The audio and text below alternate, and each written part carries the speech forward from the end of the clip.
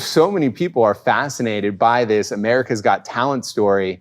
I'm actually more fascinated about what happens next. Because I bet there's a group of people that can listen to your story and say, yeah, I see why you're successful. You got put on this show. You know, you had this massive platform that reached millions of people. Most people can't relate to that. They can't be in that situation.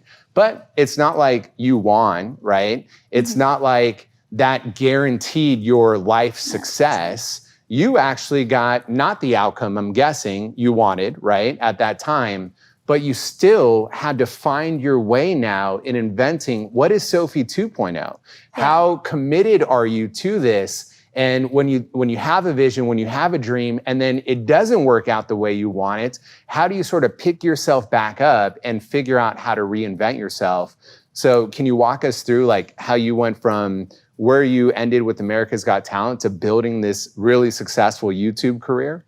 Yeah, so when I finished America's Got Talent, I was kind of like, okay, like, you know, I had about 80K on Instagram. Wow. I didn't have a YouTube channel. And it was like maybe a month or two after or something. And someone mentioned to me, they're like, oh, you know, you should start a YouTube channel. And I was like, oh, like, that's a good idea. Like, I watch some YouTubers and stuff. So I just decided, you know what, like, I'll try it. When I went into it, I didn't have any crazy expectation, but I had a lot of passion for it. So, you know, going into it, I started doing a lot of stunts, things like that. And then started, you know, collabing with some people that I actually was a fan of their work, you know, that they hit me up to like collab with them. And I was like, oh my God, this is so crazy. Like at that time, when I started collabing with people, I think I had like 6,000 on YouTube. Wow. Like from there, I just, you know, started collabing with people, doing tricks and all that stuff, started building my YouTube channel, finding more things out of how you build your YouTube channel and how you make the audience, you know, like interact with you more and, yeah, really get to know your audience. What I love about what you do in your story is that it's such a untraditional thing to see blow up this big. Like you see it at Cirque or you see it in performances. And I think for everyone who's listening or watching, I'm sure there's people out there who think that their passion is like niche or small or like they're the only person who's interested. Right. But actually we see today that actually sometimes the more personal what you do is, the bigger it can be because there are so many people interested in passionate people. And so when you're working on new moves or new ideas or new videos, and I know you've been so consistent, you haven't missed your weekly post in how many years? Like 5 years. 5 years. That's incredible consistency. Posting every Saturday at like 9 a.m. Wow. That's unbelievable. Like that's great consistency.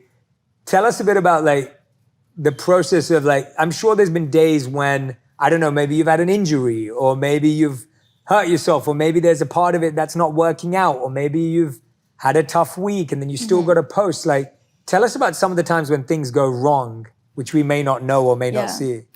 Well, I feel like a lot of the time you'll like, you know, expect an outcome with a YouTube video and it just doesn't go the way you want it to.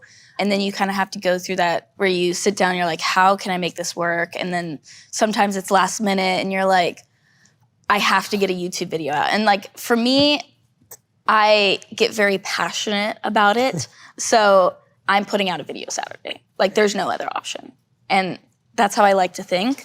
So, you know, even when I've been like really sick or things like that, I try to make video ideas to work around that, as in like maybe it's more of a sit down video, or if it's, you know, or I push through it a little bit just to, you know, get really good content out of it, or, you know, different things like that. But I've always made sure I make it work.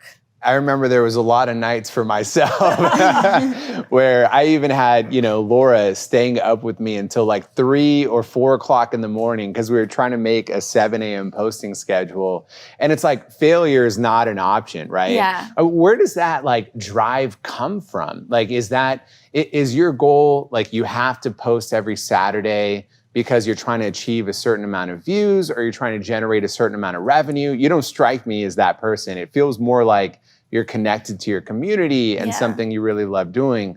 But what inspires all of this hard work and dedication? I love making YouTube videos. And I think that's the difference. I'm not just doing it for the revenue coming out of that. I'm doing it because I really love it.